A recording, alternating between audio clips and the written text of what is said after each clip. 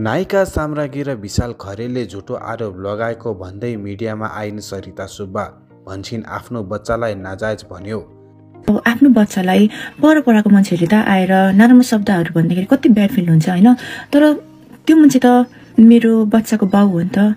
अनि यत्रो पब्लिकमा आएर नाजायज सन्तान भनेर एड्रेस गरिदिने, त्यो पनि 15 वर्षसँगै बसेको होइन, कोर्ट म्यारेज भएको, अनि कसरी मेरो बच्चा नाजायज भयो। दर्शकबिन केही समय अघि नायिका साम्राज्ञी शाहसँग एङ्गेजमेन्ट गरेका मोडल तथा नायक विशाल खरेलले आफ्नो छोरालाई आएर मिडियामा आफ्नो नभएको नाजायज बच्चा भनेपछि खरेलको पूर्वपत्नी सरिता सुब्बाले एउटा भिडियो मार्फत सार्वजनिक गरेकी छिन्। साथै साम्राज्ञीले सरिता र विशालको विवाह नै नभई बच्चा जन्माएको भनेपछि सरिताले आफूहरूको विवाह सन् 2015मा अमेरिकाको हिन्दू मन्दिरमा गएर सिन्दुरपोती गरेको साथै अमेरिकामा कोर्ट म्यारेज भएको स्पष्ट पारेकी छन्।